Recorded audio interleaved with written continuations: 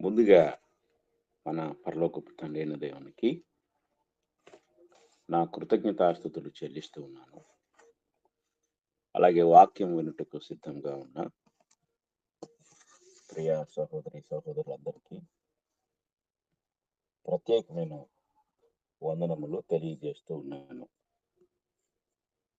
ప్రియమైన వారలారా, లేఖనమేమి చెప్పుచున్నది అను ఈ యొక్క కార్యక్రమంలో మొదటిగా మనము దేవుడు అనే అంశాన్ని గురించి నేర్చుకున్నాము. దేవత్వము అనే భాగంలో తర్వాత ప్రభు అయిన యేసుక్రీస్తు వారిని గురించి నేర్చుకున్నాము. అలాగే పరిశుద్ధాత్మ దేవుని గురించి నేర్చుకున్నాము. అలాగే మానవుని కూర్చిన సత్యాన్ని గురించి నేర్చుకున్నాము. అలాగే పాపమును కూర్చిన సత్యం అనే పాఠాన్ని కూడా మనం నేర్చుకున్నాము. ఈరోజు రక్షణను కూర్చిన సత్యం అనే పాఠాన్ని మనం ప్రారంభించబోతున్నాం. రక్షణను కూర్చిన సత్యం మనము చాలా జాగ్రత్తగా పరిశీలించినట్లయితే ఇంతవరకు మనం చెప్పుకున్న ఇవన్నీ అంటే దేవుని గురించి బైబిల్ మనకు బోధించింది.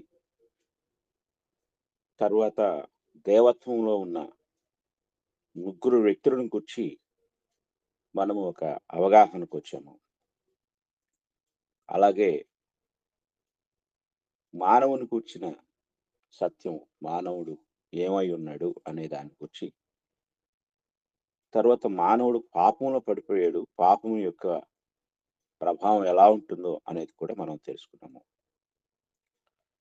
ఇప్పుడు మనము పాపంలో పడిపోయిన మానవునికి రక్షణ అనేది అత్యంత ప్రాముఖ్యమై ఉన్నది.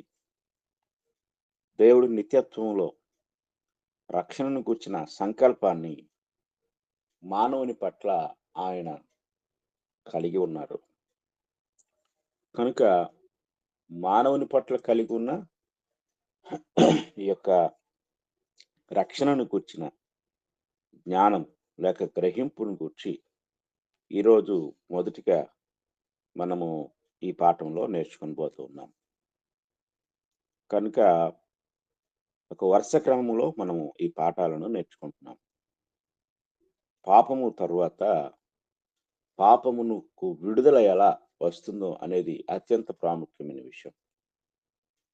కనుక దేవుడు పాపమును గూర్చి మనకు తెలియచేసి పాపము నుండి విడుదల ఎలా పొందాలి అనే విషయాన్ని కూడా ఆయన మనకు తెలియజేస్తున్నాడు.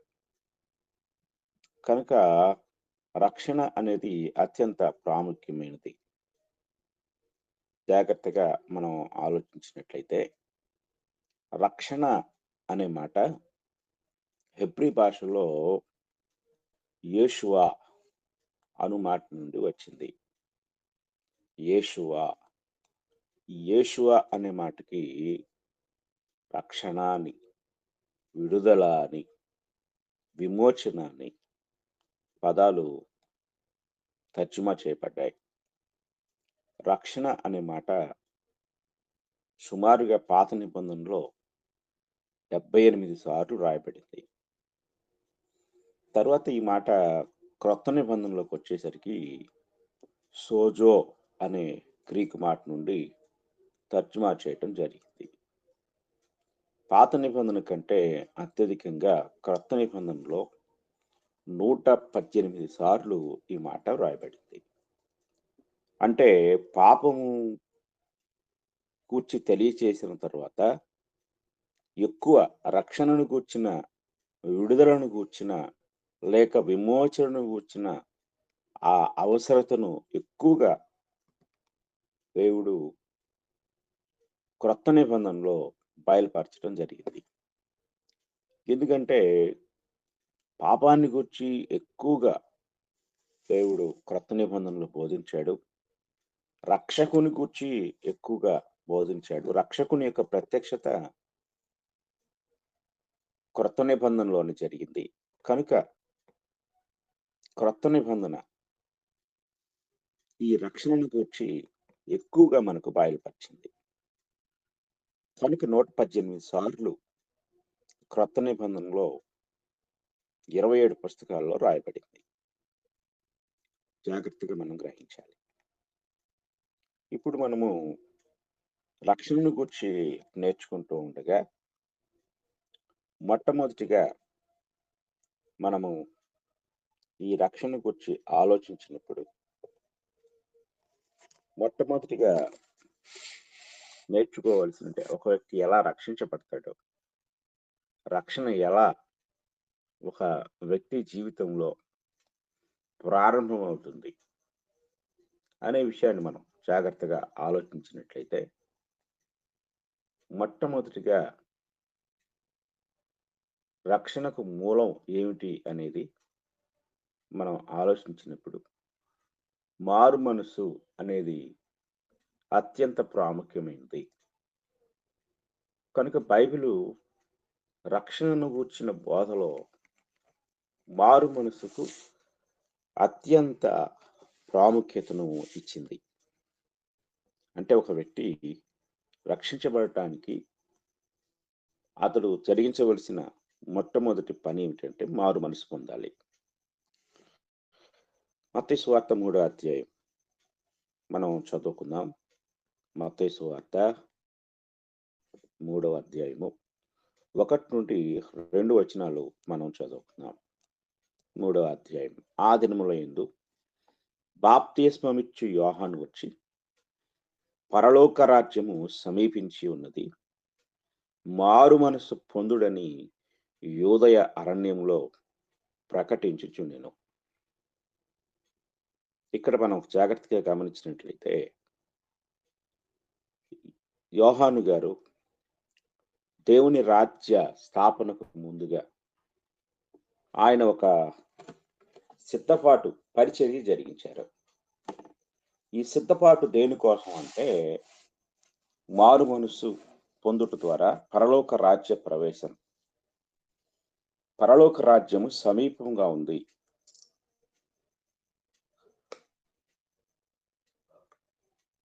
ఇంగ్లీష్లో ఈ మాట ఇలా రాయబడింది, for the Kingdom of haven is at hand. At hand అంటే సమీపంగా ఉంది. ఎంత సమీపంగా ఉంది అంటే చేతికి అందునంత సమీపంగా ఉంది. చేతికి అందునంత సమీపంలో అంత దగ్గరకు వచ్చింది. ఇక కాబట్టి దగ్గరలో ఉన్న ఈ పరలోక రాజ్యంలో మీరు ప్రవేశించాలి అంటే అత్యంత ప్రాముఖ్యమైన అర్హత ఏమిటి అంటే మారు మనసు. మారు మనసు పొందుట ద్వారానే మీరు పరలోక రాజ్యంలో ప్రవేశించగలరు అనే సత్యాన్ని యోహాను గారు స్పష్టంగా ఆయన బోధించడం జరిగింది. తర్వాత మరొక వచనాన్ని మనం చదువుకుందాం. మరొక వచనాన్ని మనం చదువుకుంటే మత్తయి సువార్త 4వ అధ్యాయము 17వ వచనంలో కూడా యేసుక్రీస్తు వారు పరిచర్య ప్రారంభించినప్పుడు ఆయన చేసిన బోధ, అప్పటి నుండి యేసు పరలోక రాజ్యము సమీపించి ఉన్నది గనుక మారు మనసు పొందుడని చెప్పుచు ప్రకటింప మొదలు పెట్టెను. కనుక యేసుక్రీస్తు వారు సువార్త పరిచర్య ప్రారంభించినప్పుడు మొట్టమొదటిగా ఆయన చేసిన సువార్త ఏమిటంటే పరలోక రాజ్యము సమీపించున్నది అనగా దగ్గరలో ఉన్నది. ఇక్కడ కూడా యోహాను గారు చెప్పినట్లుగానే ఆయన కూడా చెప్పాడు, for the Kingdom of haven is at hand అని ఇంగ్లీష్లో రాయబడింది. అంటే చేతికి అందేంత దగ్గరలో ఉంది. అంటే చెయ్యిలాగా చాచితే అందేంత దగ్గరలో, అంత దగ్గరకు వచ్చింది. కనుక మీరు మారు మనసు పొందండి అని ప్రభువైన యేసుక్రీస్తు వారు కూడా బోధించడం ప్రారంభించాడు. ఆ తర్వాత అపోస్తుల కార్యముల గ్రంథం 20వ అధ్యాయం 21వ వచనాన్ని కూడా మనం చదువుకుందాం. అపోస్తుల కార్యముల గ్రంథం 20వ అధ్యాయం 21వ వచనంలో పౌలు గారు మాట్లాడుతూ, దేవుని ఎదుట మారు మనసు పొంది మన ప్రభు అయిన యేసుక్రీస్తునందు విశ్వాసముంచవలనని యూదులకును గ్రీసు దేశస్థులకును ఎలాగూ సాక్ష్యమిచ్చుచుంటునో ఇదంతయు మీకు తెలియను.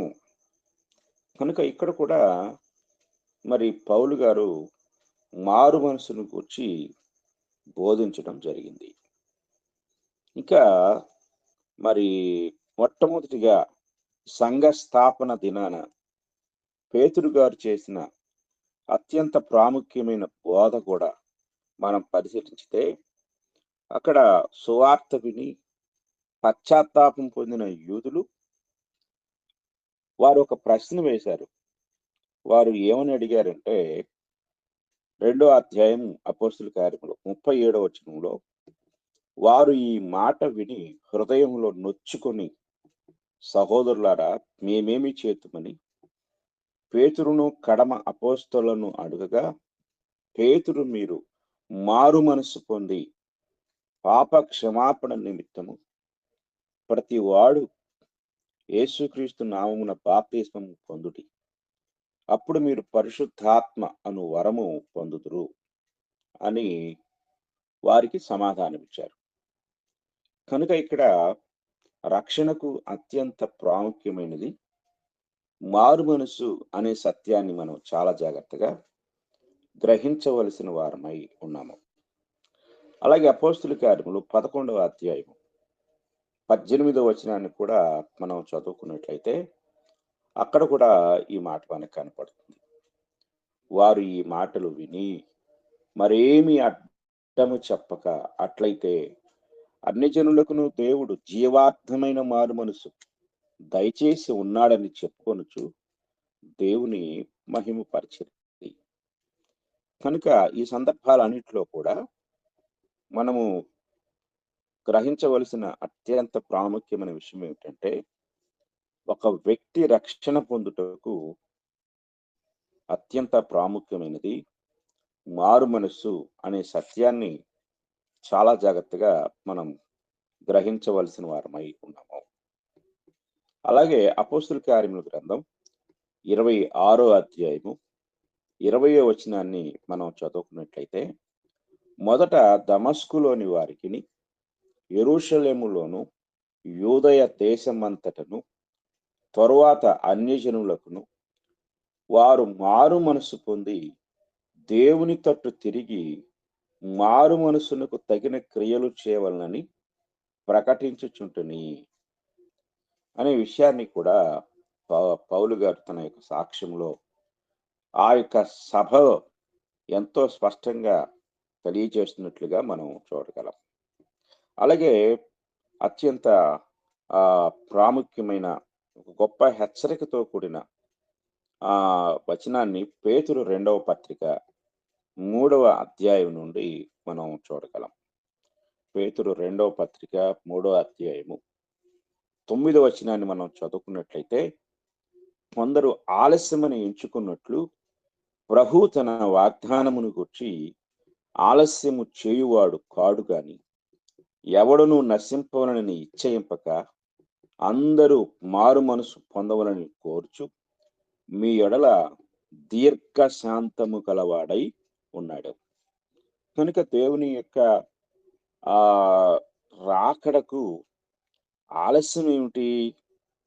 ఎందుకు ప్రభు ఆలస్యం చేస్తున్నాడు అనే దానికి పేతురు యొక్క సమాధానం, కొందరు ఆలస్యమని ఎంచుకున్నట్లు.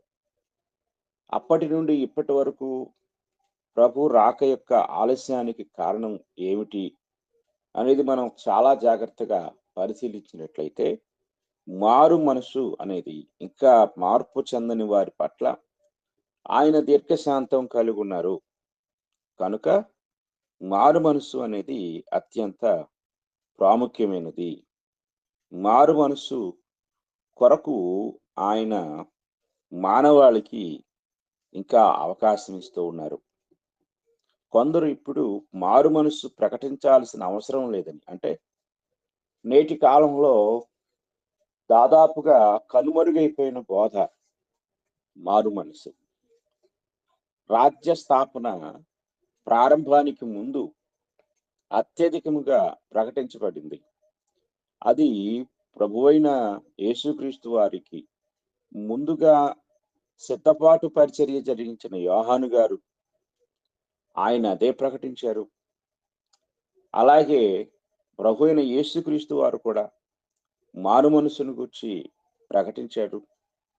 కనుక ఈ మారు మనస్సు అనే మాట మనకు ఎక్కువగా క్రొత్త నిబంధన పరిచర్య అంతట్లో కూడా ఎక్కువగా మనకు కనపడుతుంది ఈ మాట. ఇది మనం చాలా జాగ్రత్తగా గ్రహించవలసిన వారమై ఉన్నాం. కనుక అత్యంత ప్రాముఖ్యమైన మారు మనస్సును గూర్చిన ఈ బోధ ఈరోజు ఎంత తరచుగా వినపడుతుంది, లేక అసలు వినపడుతుందో లేదో మనం చాలా జాగ్రత్తగా గ్రహించవలసిన వారమై ఉన్నాం. మారు మనస్సు మెటనాయో అనే గ్రీకు మాట నుండి వచ్చింది. మెటనాయియో అనే ఈ యొక్క మాట అనేదాన్ని మనం గమనించినట్లయితే ఇది అత్యంత ప్రాముఖ్యమైన మాటగా క్రొత్త నిబంధనలో 36 సార్లు ఉపయోగించబడిన మాట. అంటే ఎన్నో సందర్భాల్లో ఈ మాట మనకు కనపడుతుంది. అత్యధికంగా మనకు లూకాసు వార్తలో, అలాగే ఆశ్చర్యం ఏంటంటే చివరి పుస్తకమైన ప్రకటన గ్రంథంలో కూడా 12 సార్లు ఎక్కువగా రాయబడింది. అంటే ఇంత అత్యవసరమైన బోధ, అత్యంత ప్రాముఖ్యమైన బోధ ఏమిటంటే మారు మనస్సు. కనుక ఇంత ప్రాముఖ్యమైన బోధ ఈరోజు దాదాపుగా కనుమరుగైపోయి ప్రజలు ఒక వింతైన బోధల వైపు ఆకర్షించబడ్డారు. కనుక బోధకులు కూడా మారు మనస్సును గూర్చి బోధించటం మానేశారు. మారు మనస్సును గూర్చి బోధించటం మానేసి వింతలు విడ్డూరాల గురించి బోధించడం మొదలుపెట్టారు.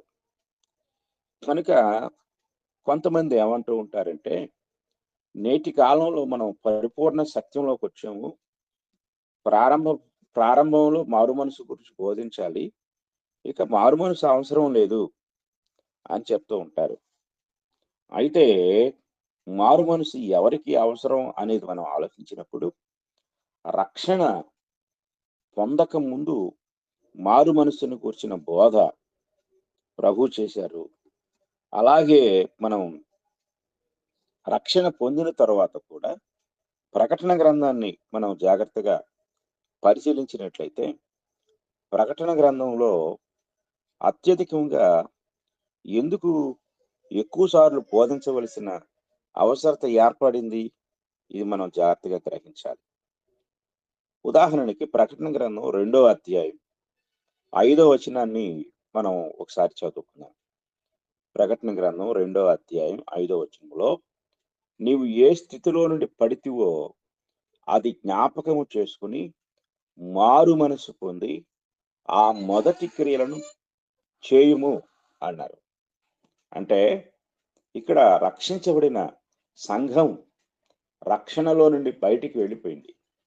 కాబట్టి మారు మనసును కూర్చిన బోధ మరలా అవసరమైంది. సాక్షాత్తు ప్రభువే సంఘాన్ని హెచ్చరిస్తూ మారు మనసు పొందాలని బోధించారు. కనుక సుమారుగా 12 సార్లు మనకు ప్రకటన గ్రంథంలో మారు మనసును కూర్చిన హెచ్చరిక ఇవ్వబడుతుంది. కనుక మారు మనసును కూర్చిన బోధ అన్ని కాలాల్లో కూడా అవసరమే. కనుక కొంతమంది ఇప్పుడు పశ్చాత్తాపం లేక ఇప్పుడు మారు మనసును కూర్చిన బోధ అవసరం లేదు, ఇది రక్షణకు అవసరం కాదని చెప్తారు.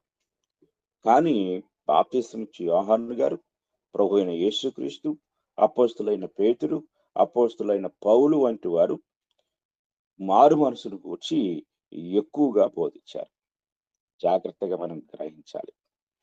పెంతెకోస్తుకు ముందు పెంతెకోస్తు తర్వాత, అంటే పెంతెకోస్తు నాడు, పెంతెకోస్తు తర్వాత కూడా మారు మనసు ప్రకటించబడింది. ఎందుకు అంటే ప్రభువైన యేసుక్రీస్తు వారు ఆయన తన సువార్త పరిచర్యలో ఒక మంచి అనేక ఉపమానాలు చెప్పారు. అందులో ఒక మారు మనసుకు తీవ్రతను గూర్చి హెచ్చరించిన ఒక ఉపమానం, లేక క్రొత్త నిబంధనలో అత్యధికంగా మారు మనసును గూర్చి చెప్పిన పుస్తకం మనం ఆహ్, ఆలోచించినట్లయితే ప్రకటన తరువాత లూకాసు వార్త. ఇది రెండవ స్థానంలోకొస్తుంది. లూకాసు వార్త 13 అధ్యాయము 5 వచనాన్ని మనం చదువుకున్నప్పుడు అక్కడ ప్రభువారు ఒక ఉపమానాన్ని చెప్తూ, ఆ ఉపమానానికి ముందుగా ఇలా అంటాడు. మీరు మారు మనసు పొందని యెడల మీరందరును అలాగే నశింతురు అనే ఒక కఠినమైన హెచ్చరిక అక్కడ జారీ చేయటం జరిగింది. అంటే మారు మనస్సు లేకపోతే నాశనం అనేది తథ్యం, తప్పించుకోలేనిది. కనుక మారు మనసు అత్యంత ప్రాముఖ్యమైన విషయమై ఉంది. ఈ సత్యాన్ని మనం జాగ్రత్తగా గ్రహించాలి. ఇక ఈ యొక్క మారు మనసును గూర్చిన వివరణ లోపలికి మనం వెళ్తే, మనము కొన్ని విషయాలను గ్రహించాలి. ఏమిటి అంటే, ఇది సంస్కరణ కాదు. సంస్కరణ అంటే ఒక విషయాన్ని సంస్కరించటం. అంటే ఒక ఒక విషయం పాడైపోయింది. పాడైపోయిన దాన్ని తిరిగి సంస్కరించటాన్ని రిఫార్మేషన్ అంటారు. రిఫార్మేషన్ అంటే 18వ శతాబ్దంలో రిఫర్మేషన్ అనేది జరిగింది. కానీ ఇది రిఫర్మేషన్ కాదు. అంటే మారు మనస్సు పూర్తిగా మనస్సులో జరిగే లోపలి చర్య, అంటే అంతరంగంలో జరిగే చర్య.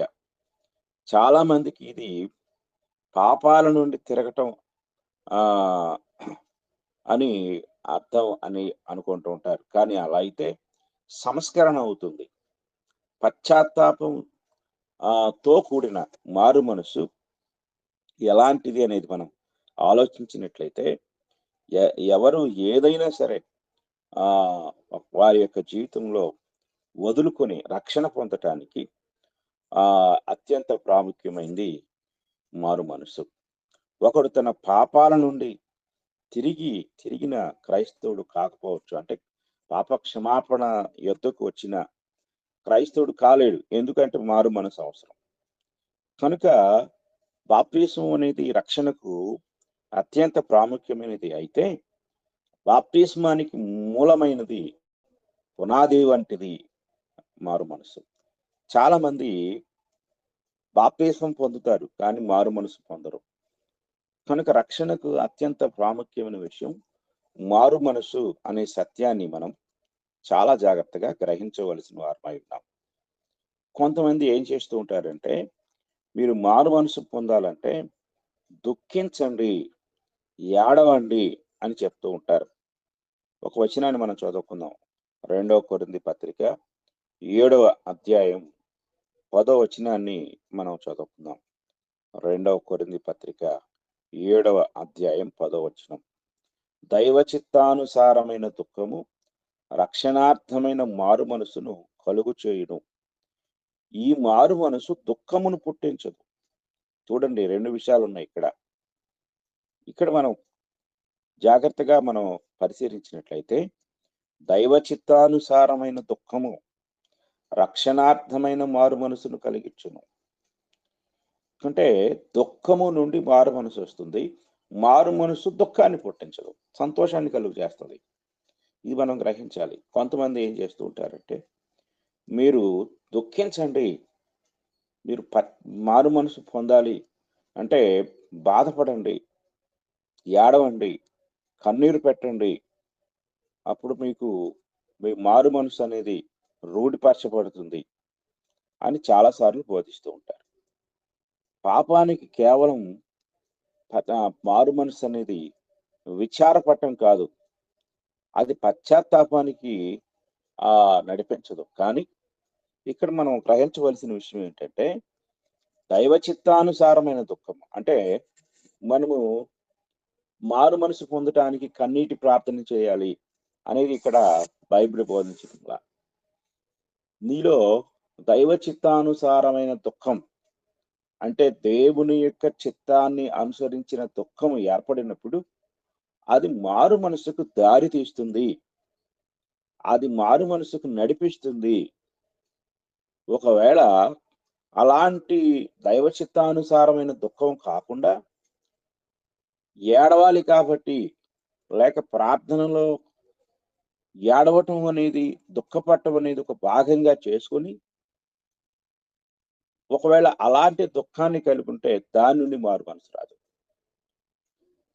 దుఃఖం కూడా ఎలాంటిది అంటే దైవ చిత్తానుసారమైన దుఃఖము. ఇది మనం చాలా జాగ్రత్తగా గమనించవలసిన వారమై ఉన్నాం. కనుక కొందరు మారు మనసుకు దుఃఖం చాలా ప్రాముఖ్యమైనది. కాబట్టి మీరు దుఃఖపడకుండా మారు మనసు రాదు. ముందు మీరు దుఃఖపడండి అని బోధిస్తూ ఉంటారు. కానీ దుఃఖం అనేది మనంతట మనంగా ఏడుస్తూ లేక వచ్చేది కాదు. కానీ అది ఆ మన యొక్క పశ్చాత్తాపం ద్వారా కలిగే ఒక సంఘటన. ఆ దుఃఖము దేవుని చిత్తానుసారమైన విధానంలో కలుగుతుంది. అలాగా దేవుని చిత్తానుసారమైన దుఃఖాన్ని మనం కలిగి ఉన్నప్పుడు ఆ దుఃఖము నుండి మారు మనసు అనేది అంటే మారు మనసు నొద్దకు మనం నడిపించబడతాం. మారు మనసు దుఃఖంలో నుండి రాదు కానీ మారు మనసునకు మనం నడిపించబడతాము అనే సత్యాన్ని మనము చాలా జాగ్రత్తగా గ్రహించవలసిన వారమై ఉన్నాం.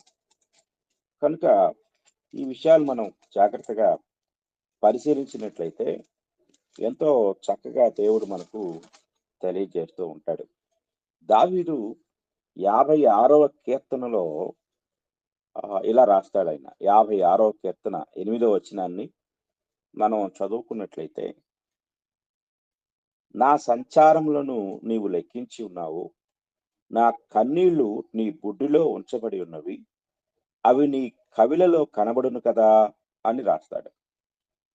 కనుక దావీదు మహారాజు ఆయన తన దుఃఖాన్ని గూర్చి ఎంతో వివరంగా నా కన్నీళ్లు నీ బుడ్డిలో ఉన్నవి అంటే మనము కన్నీటితో చేసిన ప్రార్థన లేక పశ్చాత్తాపంతో కూడిన మన కన్నీరు దేవుని యొక్క కౌంటింగ్ లోనికి అంటే ఆయన యొక్క లెక్కలోనికి చేర్చబడుతుంది. కనుక మనము జాగ్రత్తగా ఆలోచించినట్లయితే దావీదు మహారాజు తన పాపం నుండి విడిపించబడటానికి దేవుని సన్నిధిలో పశ్చాత్తాపంతో ప్రార్థన చేస్తూ ఉన్నప్పుడు ఆయన అధికమైన దుఃఖాన్ని పొందాడు. ఆయన అంటాడు, నా కన్నులు చివికి ఉన్నవి అంటాడు. ఏడ్చి ఏడ్చి ఏడ్చి నా కన్నులు చివికి ఉన్నవి అని ఒక కీర్తనలో రాస్తాడు. ఇక నా కన్నీటి వలన నా పరుపు తేలజేయుచున్నాను అని కూడా తన యొక్క పశ్చాత్తాపం యొక్క తీవ్రతను గురించి తెలియజేస్తూ రాస్తూ ఉంటాడు. అంటే ఇక్కడ మనం గ్రహించవలసిన విషయం ఏంటంటే మారు మనసుకు కన్నీరు అవసరమా అనేది కాదు, కానీ మనము మారు మనసును గురించి ప్రయత్నించినప్పుడు లేక ఆ దేవుని సన్నిధిలో పశ్చాత్తాపంతో ప్రార్థించినప్పుడు దైవ చిత్తానుసారముగా కలిగే దుఃఖము మారు మనస్సును వైపునకు నడిపిస్తుంది. ఇది జాగ్రత్తగా మనం గమనించాలి. కనుక కొంతమంది దుఃఖంతో మారు మనసు వస్తుంది అనుకుంటారు, అది తప్పు. ఇది మనం గ్రహించాలి. ఇక రెండవ విషయాన్ని మనం గమనించినట్లయితే, మొదటిగా ఇది సంస్కరణ కాదు అని చెప్పుకున్నాం. రెండు, ఇది దుఃఖం కాదు. మూడవది ఏమిటంటే ఇది ప్రాయశ్చిత్తం అంతకంటే కాదు. ప్రాయశ్చిత్తం కాదు. ఎందుకంటే కొంతమంది ప్రాయశ్చిత్తం అనేది కొంతమంది మారు మనసు ద్వారా మనకు ప్రాయశ్చిత్తం వస్తుంది అనుకుంటారు. ప్రాయశ్చిత్తం అనేది మనం జరిగించేది కాదు. మన మారు మనసు ద్వారా కలిగే రక్షణ కొరకు ఇంకొక వ్యక్తి చేసేదే ప్రాయశ్చిత్తం. ప్రాయశ్చిత్తం అనేది పాపానికి శిక్ష లాంటి ఏదైనా ఒక క్రియ ద్వారా దుఃఖాన్ని వ్యక్తపరచడం. అది పాపానికి చెల్లించడానికి చేసే శిక్ష. అంటే పెనాల్టీ, ప్రాయశ్చిత్తం. కనుక మారుమనస్సు అంటే ప్రాయశ్చిత్తాన్ని చెల్లించటం కాదు అనేది మనం గ్రహించాలి. ఇక నాలుగవ విషయాన్ని గమనిస్తే ఇది అక్షరార్థంగాను లేక అక్షరాలు అంటూ ఉంటాం కదా! ఇది మార్పు, చేంజ్ ఆఫ్ మైండ్ అన్నారు. మనం గమనించినప్పుడు మళ్ళీ పరిశీలించడం, లేక పునః పరిశీలన, లేక తర్వాత ఆలోచన, మనస్సు మార్పు అనగా అభిప్రాయ మార్పు కాదు. కొన్నిసార్లు మనం అభిప్రాయాలను మార్చుకున్నాం అనుకుంటూ ఉంటాం. మారు మనస్సు అనేది మనస్సు మార్చుకోవటం, అంతేగాని పాత మనస్సు స్థానంలో కొత్త మనస్సు పొందటం. కంప్లీట్ చేంజింగ్ అన్నమాట. సరిదిద్దుకోవటం కాదు ఇది. ఇందాక మనం చెప్పుకున్నాం, రిఫర్మేషన్ కాదు, అంటే సరి చేసుకోవటం కాదు. కంప్లీట్ గా స్వభావంలో మార్పు రావటం, క్రొత్త స్వభావాన్ని మనము ధరించటం. నిజమైన మారు మనసు అనేది మన జీవితంలో ఒక పరిపూర్ణమైన మార్పును మనకు తెలియచేస్తుంది. ఇది మనం చాలా జాగ్రత్తగా గ్రహించవలసిన వారమై ఉన్నాం. కనుక దేవుని వాక్యాన్ని మనం పరిశీలించినట్లయితే ఈ యొక్క వాక్య భాగంలో అత్యంత శ్రేష్టమైన విషయం మనకి తెలియచేయబడతా ఉంది. కనుక మనం జాగ్రత్తగా ఆలోచించినట్లయితే మారు మనసు అనేది అత్యంత ప్రాముఖ్యమైన విషయం, రక్షణకు అత్యంత ప్రాముఖ్యమైనది. కనుక మారు మనసును కూర్చిన అపోహలు కొన్ని మనం ఇంతవరకు చెప్పుకున్నాం. అవి వాక్యానుసారమైన విధానాలు కాదు. మత్తయి సువార్త 21వ అధ్యాయము మనం చదువుకుందాం. మత్తయి సువార్త 21వ అధ్యాయము 28వ వచనాన్ని మనం చదువుకుందాం. మత్తయి సువార్త 21వ అధ్యాయము 28వ వచనం, 28, 29 కూడా మనం చదువుకుందాం. మీకేమి తోచుచున్నది? ఒక మనుషునికి 2 కుమారులుండిరి. అతడు మొదటి వాని ఎద్దుకు వచ్చి, కుమారుడా, నేడు పోయి ద్రాక్ష తోటలో పని చేయమని చెప్పగా వాడు పోను అని ఉత్తరమిచ్చను గాని వెమ్మట మనసు మార్చుకుని పోయెను. ఇక్కడ చూడండి, ఈ వచనాలు మనం జాగ్రత్తగా ఆలోచించినట్లయితే వాడు పోను అన్నాడు, కానీ తర్వాత మనసు మార్చుకొని పోయాడు. అంటే పోకుండా ఉన్నదానికి పోయిన దానికి సంబంధం లేదు. అంటే ఇంత చేంజింగ్ అన్నమాట, ఇంత మార్పు. ఇది మనం చాలా జాగ్రత్తగా గ్రహించాలి. తర్వాత రెండో వాని యొద్దకు వచ్చి ఆ ప్రకారమే చెప్పగా వాడు, అయ్యా పోదుననెను, కానీ పోలేదు. ఈ రెండిట్లో మనం ఒక గొప్ప ఉదాహరణ ఆలోచించగలం. అదేమిటి అంటే కంప్లీట్ గా సంబంధం లేని విషయం. అంటే ముందున్న దానికి తరువాత ఉన్నదానికి సంబంధం లేకపోవటమే మారు మనసు. ముందు వెళతాను అన్నాడు, కానీ వెళ్ళలేదు ఒకడు. వెళ్ళను అన్నాడు, వెళ్ళాడు ఇంకొకడు. అంటే వెళ్ళటానికి వెళ్ళకపోవటానికి అస్సలు సంబంధం లేదు. కనుక ఈ రెండు మనకి ఎలాంటి ఉదాహరణ తెలియచేస్తున్నాయి అంటే అస్సలు ఒకదానికొకటి సంబంధం లేని స్థితి మారు మనసు అనేది. మనం చాలా జాగ్రత్తగా గ్రహించవలసిన వారం అయినాం. కనుక ఈ విషయాలు మనం పరిశీలించినట్లయితే మారు మనసు అంటే ముందుగా ఒక స్థితి నుండి మరొక స్థితిలోనికి పరిపూర్ణంగా మారిపోవటం, అస్సలు ఏమాత్రం కూడా సంబంధం లేకుండా మారిపోవటం. చూడండి, 2 తిమోతి పత్రిక 2వ అధ్యాయం 25వ వచనాన్ని మనం చదువుకుందాం. 2వ తిమోతి పత్రిక 2వ అధ్యాయము 25వ వచనాన్ని మనం చదువుకుందాం.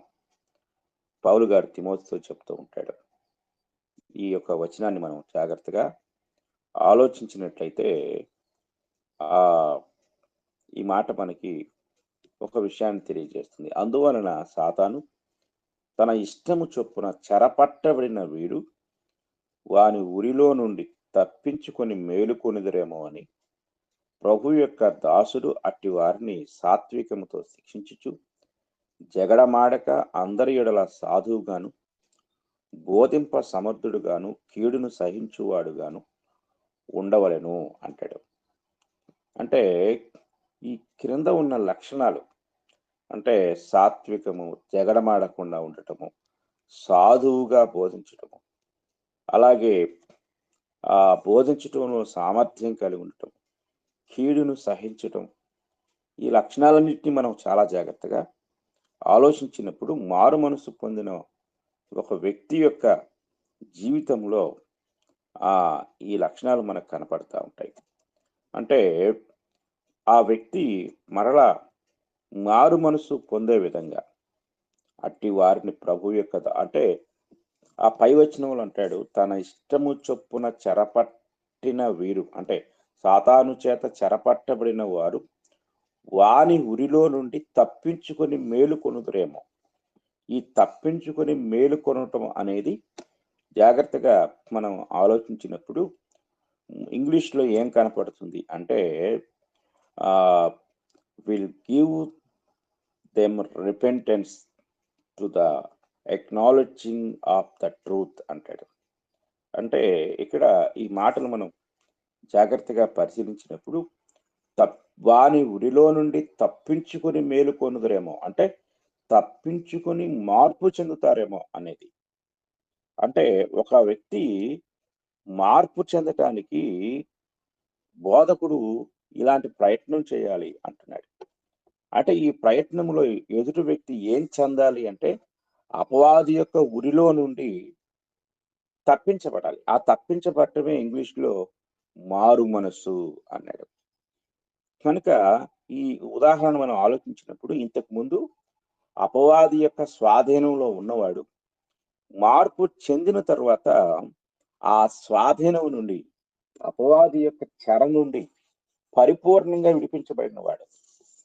చెరలో ఉన్నప్పుడు అతని జీవితం వేరు, చెర నుండి విడిపించబడిన తర్వాత అతని జీవితం వేరు. ఇది మనం అంటే ఎంత తేడా ఉంటుంది. ఒక వ్యక్తి ఖైదీగా జైల్లో ఉన్నప్పుడు అతడు ఆ జైలు సంబంధించిన వాడు.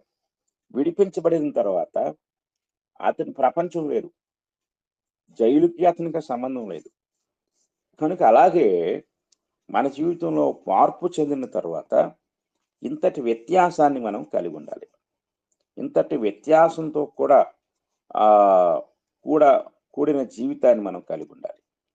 ఇంకా బలంగా చెప్పాలంటే మారు మనసు అనేది తనపై తాను నిలువబడి దేవుని పక్షంగా నిలబడటం. అందువల్ల మారు మనసు అనేది సెల్ఫ్ జడ్జిమెంట్ అంటే మనకు మనమే తీర్పు తీర్చుకోవటం.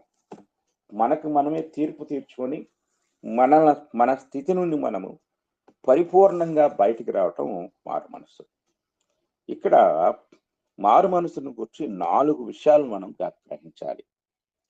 మొట్టమొదటిది ఏమిటి అంటే బుద్ధిలో మార్పు, చేంజ్ ఇన్ ద ఇంటెలెక్ట్ అన్నాడు. ఇంటెలెక్ట్ అంటే లోపల జరిగేది, అంతరంగంలో జరిగేది. 2 చేంజ్ ఆఫ్ ఫీలింగ్, భావాలలో మార్పు. బుద్ధిలో మార్పు రావాలి, భావాలలో మార్పు రావాలి. తర్వాత చేంజ్ ఆఫ్ విల్, ఇష్టంలో మార్పు రావాలి. చేంజ్ ఆఫ్ యాక్షన్, చర్యలలో అంటే క్రియలలో మార్పు రావాలి. ఒకటి బుద్ధిలో మార్పు రావాలి, భావాలలో మార్పు రావాలి, ఇష్టములో మార్పు రావాలి. 4 కార్యాలలో కూడా మార్పు రావాలి. మనం ఇందాక చెప్పుకున్నాం, 2 కుమారుడు, ఒకడు వెళ్తానన్నాడు, వెళ్ళలేదు. ఒకడు వెళ్ళను అన్నాడు, వెళ్ళాడు. వెళ్తాను అనే దానికి వెళ్ళిన దానికి అంటే వెళ్లకుండా ఇంట్లో ఉన్నదానికి వెళ్ళిన దానికి అస్సలు సంబంధం లేదు. ఇంత తేడా ఉంటుంది. ఇది మనం చాలా జాగ్రత్తగా గ్రహించాలి. ఈ 4 జరగనప్పుడు అది మారు మనసు కాదు. ఉదాహరణకి మనం ఒక విషయాన్ని గమనించినట్లయితే అపోస్తలుల కార్యముల గ్రంథం 8వ అధ్యాయాన్ని మనం చదువుకుందాం. అపోస్తలుల కార్యముల గ్రంథం 8వ అధ్యాయంలో ఫిలిప్పు గారు సువార్తికుడిగా ఆయన సమరయ ప్రాంతానికి వెళ్ళి సువార్త ప్రకటిస్తారు. ఆయన వెళ్ళక ముందు అక్కడ ఒక వ్యక్తి గారడీ విద్యలు ప్రదర్శిస్తూ ఉంటాడు. అతని పేరు సీమోను. ఈ సీమోను ఎంతగా వారిని ప్రభావితం చేశాడంటే దేవుని మహాశక్తి అనబడిన వాడు ఇతడే అనే ఒక నిర్ణయానికి వచ్చారు సమరయ ప్రాంత ప్రజలు. అక్కడికి వెళ్ళిన తర్వాత సువార్త విన్నప్పుడు అనేకులు మార్పు చెంది ఆ యొక్క అంటే పౌలు ఫిలిప్పు బోధ విని రక్షించబడ్డారు. ఆ గుంపులో ఈ గారడీ సీమోను కూడా ఉన్నాడు. ఆ తర్వాత మనం చదువుకుందాం 8వ అధ్యాయము 17వ వచనం చదువుకుందాం. అప్పుడు పేతురును యోహానును వారి మీద చేతులుంచగా వారు పరిశుద్ధాత్మను పొందిరి. అపోస్తలుడు చేతులుంచుట వలన పరిశుద్ధాత్మ అనుగ్రహింపబడినని సీమోను చూచి వారి ఎదుట ద్రవ్యము పెట్టి నేనెవని మీద చేతులుంచుదునో వాడు పరిశుద్ధాత్మను పొందునట్లు ఈ అధికారము నాకీయుడని అడిగెను. ఇది చాలా జాగ్రత్తగా మనం గ్రహించాలి. ఈ సంఘటన పరిశీలిస్తే సంఘటనలో సీమోను బాప్తిస్మం ఇచ్చాడు. బాప్తిస్మం ఇచ్చిన సీమోను క్షమించండి ఫిలిప్పు గారు సీమోను మార్పు చెందాడు అనుకున్నాడు. కానీ సీమోను యొక్క బుద్ధిలో మార్పు జరిగిందా లేదా అనేది మనం ఆలోచించినట్లయితే ఇక్కడ బయటపడింది. పరిశుద్ధాత్మను పొందటానికి అతడు ధనాన్ని ఉపయోగించబోయాడు. అంటే అతని బుద్ధిలో మార్పు రాలేదు. అప్పుడు పేతురు గారు తీవ్రంగా కోపగించుకుని ఆయన ఇలాగంటున్నాడు 20వ వచనంలో, అందుకు పేతురు నీవు ద్రవ్యమిచ్చి దేవుని వరము సంపాదించుకుందునని తలంచుకొనినందున నీ వెండి నీతో కూడా నశించును గాక. నీ హృదయము దేవుని ఎదుట సరి అనేది కాదు కనుక ఈ కార్యమందు నీకు పాలు పంపులు లేవు. కాబట్టి ఈ నీ చెడుతనము మానుకొని మారు మనస్సు నొంది ప్రభువును వేడుకొనుము. ఒకవేళ నీ హృదయాలోచన క్షమించబడవచ్చును. నీవు ఘోర దుష్టత్వములోను దుర్నీతి బంధకములోను ఉన్నట్టు నాకు కనబడుచున్నదని చెప్పాను. ఇక్కడ ఒక ఆశ్చర్యకరమైన విషయం ఏమిటి అనేది మనం ఆలోచించినప్పుడు 12వ వచనం చూస్తే, అయితే ఫిలిప్పు దేవుని రాజ్యమును గూర్చియు యేసుక్రీస్తు నామమును గూర్చియు సువార్త ప్రకటించుచుండగా వారతని నమ్మి పురుషులను స్త్రీలను బాప్తిస్మము పొందిరి. అప్పుడు సీమోను కూడా నమ్మి బాప్తిస్మము పొంది అన్నాడు. నమ్మి బాప్తిస్మము పొందాడు. అంటే ఇక్కడ బాప్తిస్మాన్ని గుర్చిన బోధలో మారు మనసు ఉందా అంటే ఖచ్చితంగా ఉంది. అపోస్తలులు మొదటి నుండి వారు ప్రకటించిన బోధ ఏమిటంటే మీరు మారు మనసు పొందండి అని. కాబట్టి ఫిలిప్పు మారు మనసు గురించి బోధించకుండానే వారికి బాప్తిస్మం ఇచ్చాడా? కాదు. ఖచ్చితంగా ఆయన మారు మనసు గురించి బోధించారు, బాప్తిస్మాన్ని గురించి బోధించారు. దేవుని సంకల్పంలో అన్ని విషయాలు ఆయన బోధించి బాప్తిస్మం ఇచ్చాడు. కానీ ఇక్కడ ఫిలిప్పు మాత్రము మారు మనసు లేకుండా బాప్తిస్మం పొందాడు. ఇక్కడ చూడండి, అందుకే అతని బుద్ధిలో మార్పు రాలా. కొందరి యొక్క ఫీలింగ్స్ లో మార్పు రాదు. కొందరి యొక్క ఇష్టాలను వదులుకోలేరు. కొందరి క్రియలలో అసలు మార్పే ఉండదు. కనుక ఒక వ్యక్తి రక్షణ యుద్ధకు నడిపించబడటానికి లేక రక్షణను పొందటానికి అత్యంత ప్రాముఖ్యమైనది మారు మనసు. ఈ మారు మనసు 4 విధాలుగా జరగాలి. బుద్ధి మారాలి, భావాలు మారాలి, ఇష్టాలు మారాలి, క్రియలు మారాలి. ఈ 4 కూడా. కొంతమంది బాప్తిస్మం పొందినప్పటికీ అనగా రక్షణ పొందినప్పటికీ వారి యొక్క భావాలలో మార్పు రాదు. ఫీలింగ్స్ మారవు.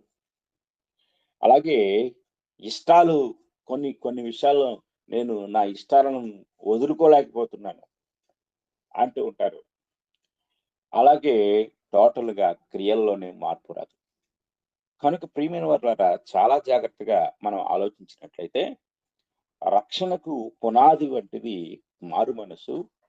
ఇది పొందటానికి ఒక వ్యక్తి యొక్క జీవితంలో దేవుని వాక్యానికి విధేయత చూపించి పరిపూర్ణముగా మారుమనసు పొందాలి. ఆ పరిపూర్ణమైన మారుమనసు ఈ 4 క్రియల ద్వారా జరగాలి. ఈ 4 రావాలి మార్పు. నా ఇష్టాలన్నీ చంపుకున్నాను అంటే నీ మారుమనసు పరిపూర్ణం కాదు. నీ బుద్ధిలో మార్పు రావాలి. టోటల్‌గా చెప్పాలంటే ఈ 4 విషయాల్లో మార్పు రాకుండా ఒక వ్యక్తి మారు మనస్సే పొందలేడు. మారు మనస్సే లేకుండా ఆ వ్యక్తి రక్షణ అనేది అస్సలు పొందలేడు. కనుక మనం చాలా జాగ్రత్తగా పరిశీలించినట్లయితే ఈ ఉదయకాల సమయంలో నేడు మనము రక్షణ అనే అంశాన్ని ప్రారంభించుకున్నాము. అందులో భాగంగా మారు మనసును గురించి మనం నేర్చుకుంటున్నాం. కనుక మారు మనసు లేకుండా ఒక వ్యక్తి జీవితంలో రక్షణ అనేది అసంభవము. కనుక కొందరి జీవితాల్లో రక్షణ పొందకముందు అనగా బాప్తిస్మం పొందకముందు ఏ జీవితం ఉంటుందో యథావిధిగా అదే జీవితం ఉంటుంది. ఒక తేడా అదేంటంటే రక్షణ పొందకముందు అనగా బాప్తిస్మం పొందకముందు బలలో పాల్గొనరు. పొందిన తర్వాత బలలో పాల్గొంటారు. ఇదొక్కటే తేడా. జీవితంలో ఎలాంటి తేడా మనం చూడలేం. కనుక దయచేసి ప్రతి ఒక్కరూ కూడా మరి దేవుని యొక్క వాక్యాన్ని చాలా జాగ్రత్తగా గ్రహించి ప్రతి ఒక్కరూ కూడా సరియైన మారుమనసు అనుభవాన్ని పొందాలని నేను మీకు తెలియజేస్తూ ఈ మాటలు ముగిస్తున్నాను. ఇంతవరకు శ్రద్ధగా విన్న మీ అందరికీ నా హృదయపూర్వకమైన వందనములు తెలియజేస్తూ ఉన్నాను.